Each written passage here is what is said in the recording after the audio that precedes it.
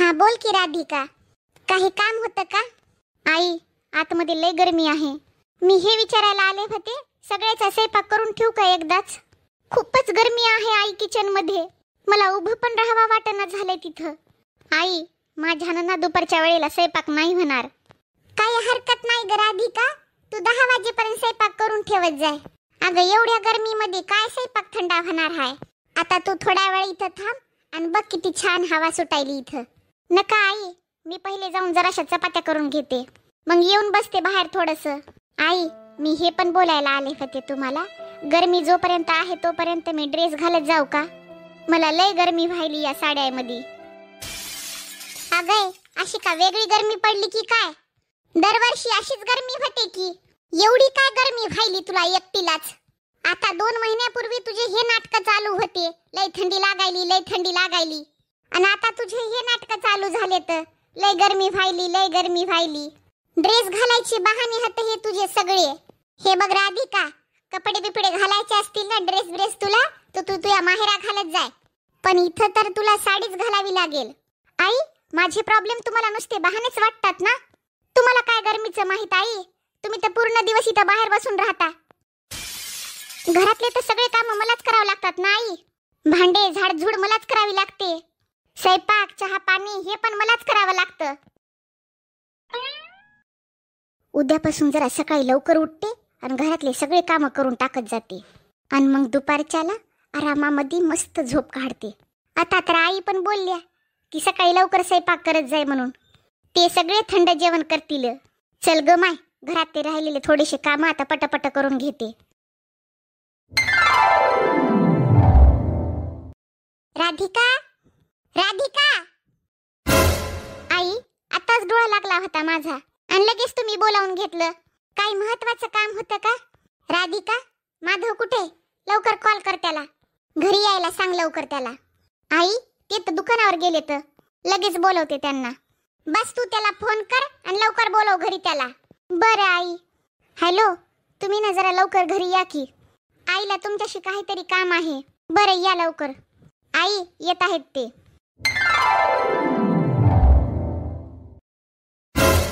काय झालं आई? तू एवढ्या लवकर बोलवलं कशाला? माधव, चल बरं माझ्या सोबत जरा लवकर, मला सारिकाच्या घरी जायचे. अरे माधव, सारिकाची तब्येत बरोबर नाही रे, आणि तिच्या सासर घरचे तिला लोक परेशान करायले. तर पण आई, मी जेवढं ओळखतो सारिकाच्या घरच्या माणसांना, ते माणसं तर तसे नाहीत ग. अरे तिची सासू तिला सरळ सरळ म्हणायली, तुझा इलाज करायचा असेल तर तू तुझ्या माहेराला जा म्हणून. मला बस एवढंच म्हणायचंय माधव, माझी लेक जर त्यांना भारी पडत असेल ना, तर मी जाऊन तिला घेऊन येईन माझ्या घरी. या घरामध्ये तिला काहीची कमी नाही, हे तिचं पण घर आहे.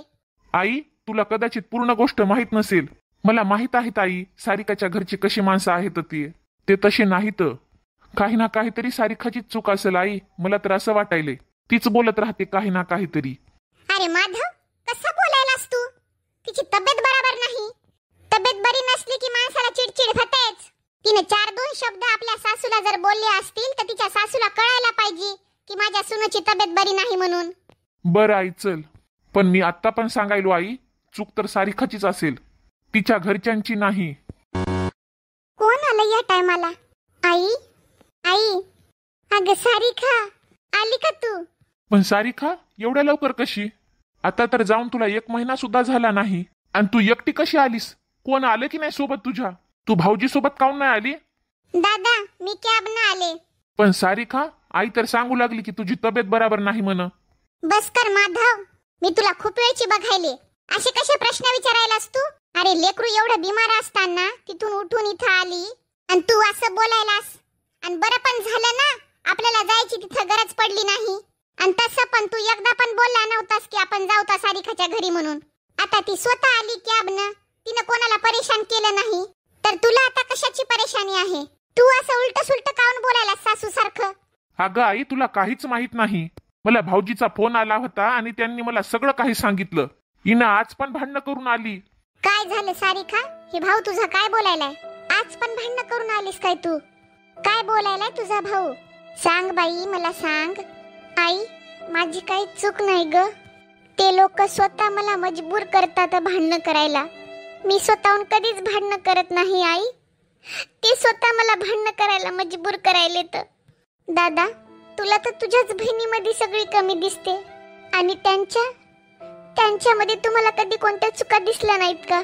बाई सारिका, आई, मी तुला काय सांगू? मी स्वतःच खूप परेशान झाले घरच्यांपासून.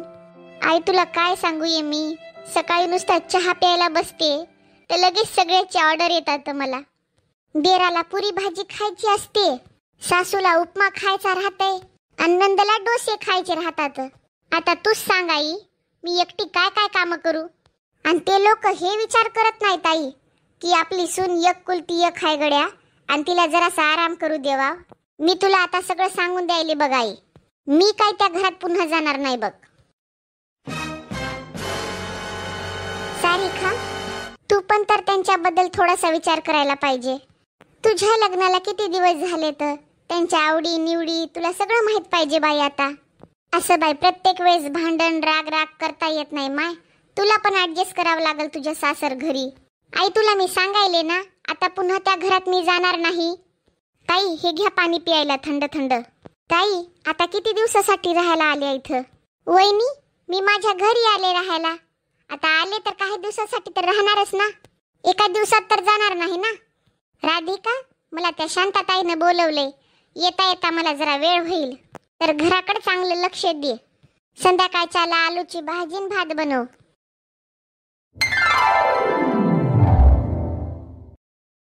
सारिका, एक ग्लास पाणी आणखी. दादा, तुला जर पाणी प्यायचं असेल तर वहिनीला माग की. तुला दिसेना झाले का मी फोन बघायला येते? तुला दिसना झाले का सारिका, तुझी वहिनी किचन मध्ये किती वेळची कामं करायली ते? आणि तसं पण तू दिवसभर फोन मध्ये गेमच खेळत राहतीस. सारिका, मोबाईल बघण्यापेक्षा जरासं किचन मध्ये जाऊन वहिनीला मदत कर, तिला पण बरं वाटल. जा आता एक ग्लास पाणी घेऊन ये. दादा, एक काम कर ना, तूच जाय किचन मध्ये आणि बायकोला मदत कर. आणि दुसरी गोष्ट दादा, आतापर्यंत बाबानं मला एक ग्लास पाणी मागितलं नाही कधी, आणि तू कोण आहेस पाणी मागायला?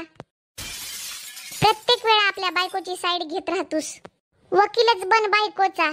सारिका, हे असं कसं बोलाय दिस तू? हे घ्याव पाणी. सारिका ताई, हे काय तरीका आहे तुमचा मोठ्या भावाला बोलायचा? आणि तुम्ही जर तुम्हाला पाणी पाहिजेच होतं तर मला आवाज द्यायचा होता. अरे, घरातले सगळे कामं करते आणि तुम्हाला पाणी दिलं नसतं का? यांना बोलायची काय गरज होती? जर आई बाबा त्यांना एक ग्लास उचलू देत नाहीत तर मग तुम्ही पाणी काऊन मागू लागल्या? अगं, एक गिलास पाण्यासाठीच तर बोललो होतो. वा दादा, तू तर एकदम जोरूचा गुलामच झालास. बायकोच्या बाऱ्यात बोला तर नवऱ्याला राग येते, नवऱ्याच्या बद्दल बोला तर बायकोला राग येते. बरेच नाटकं चाललेत तुमच्या दोघाचे.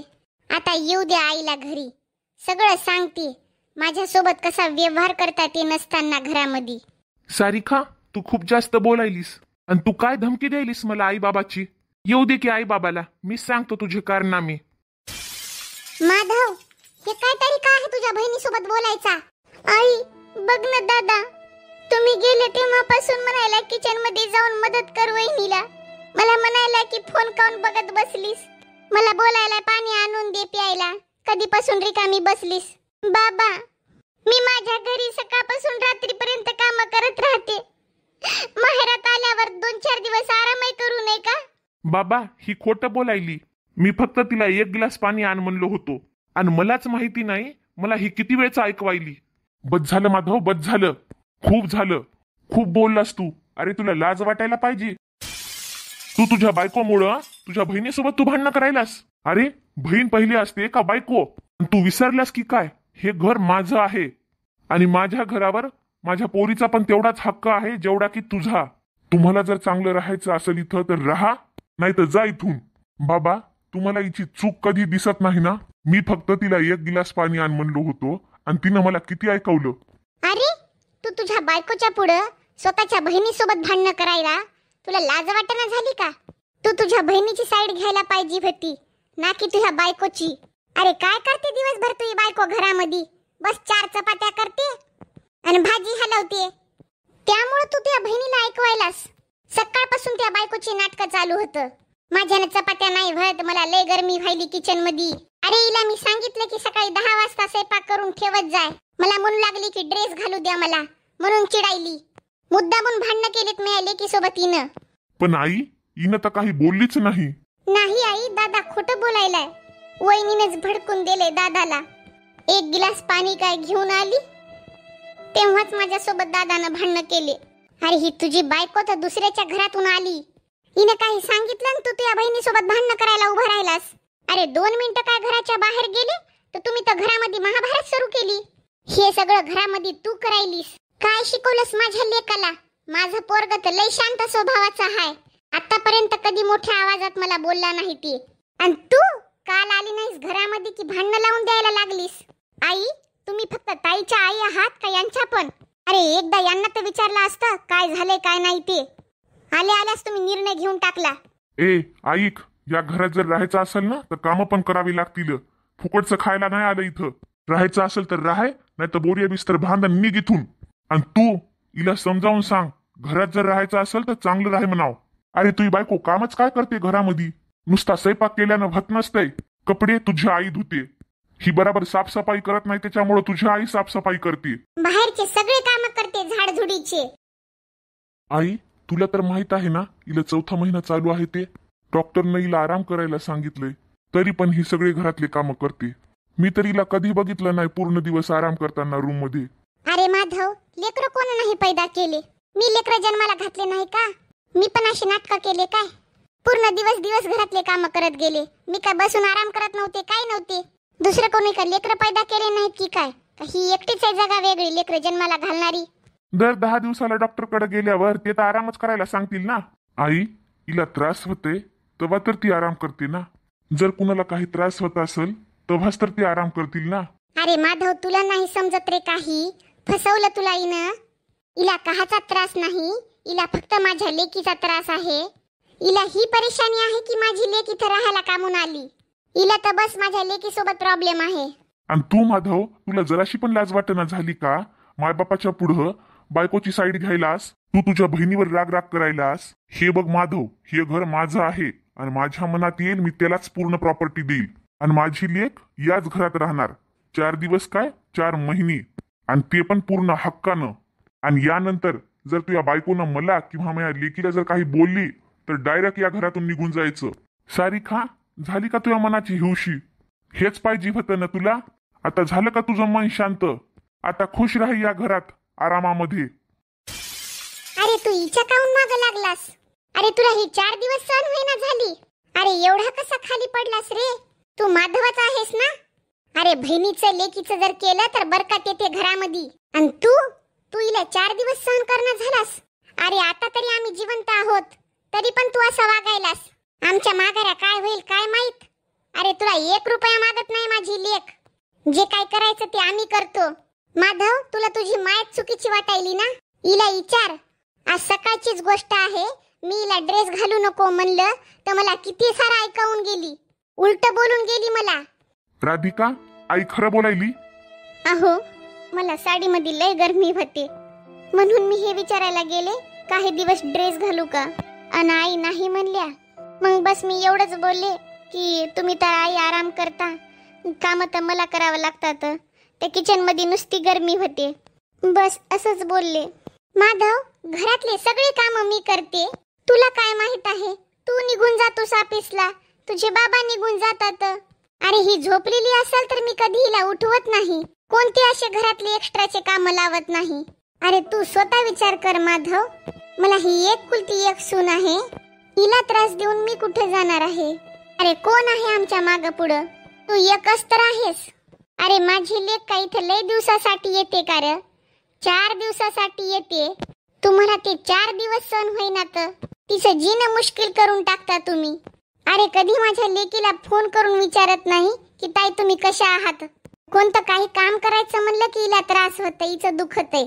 आणि पूर्ण दिवस आपल्या रूम मध्ये बसून माईला बहिणीला दिवसभर फोनवर बोलत राहते. तेव्हा हिला त्रास होत नाही का? हिचं काही दुखत नाही का? आई, मी 4 महिन्यापूर्वी मी जेव्हा चांगली होते तेव्हा मी सगळे घरातले काम करत गेले. तेव्हा तर तुम्हाला माझ्यामध्ये काही असं वाईटपणा दिसना गेला. आणि जेव्हापासून मी आई होणार आहे तेव्हापासून तुम्ही माझ्यामध्ये वाईटपणा शोधायला. जेव्हा मी घरातले सगळे काम करत गेले तेव्हा तुम्हाला मी लई चांगली वाटत गेले. आणि आता माझे पहिल्यासारखे काम होईना झाले तर कारण तर मला त्रास होतोय. डॉक्टरनं मला आराम करायला सांगितलंय आणि तेव्हापासून तुम्हाला मी वाईट लागायले. अगं राधिका, तुझ्या नाटकाला ना मी लय चांगल्या प्रकारे ओळखते. तुला वाटायले की माधवनं आम्हाला सगळ्याला रागवाव, बोलाव, त्याच्या बहिणीला वाकडं बोलाव. तर बाई, हे राधिका करू नको घरामध्ये. तुला आराम करायचा आहे ना तर तुझ्या रूम मध्ये तू दिवसभर आराम करत जाय. मी घरातले सगळे काम करून घेते. माधव, तू मला सांग, हे आम्ही सगळं कोणासाठी करायलो? तू एकुलता एक लेक आम्हाला. हे सगळं काही तुझंच आहे. तू लहानाचा मोठा झालास, तू बघतच आलास ना आम्ही कसं उभं केलं एवढं सगळं. किती मेहनत केली आम्ही याच्यामध्ये. कोणासाठी केलं एवढं सगळं? अरे तुझ्यासाठी तर केलं ना. लेकीचं आम्ही लग्न करून दिलं. अरे ही कधीतरी येणारी रे तुमच्या घरी पाहुणी. तुमच्या इथून घेऊनच काय जाते ती.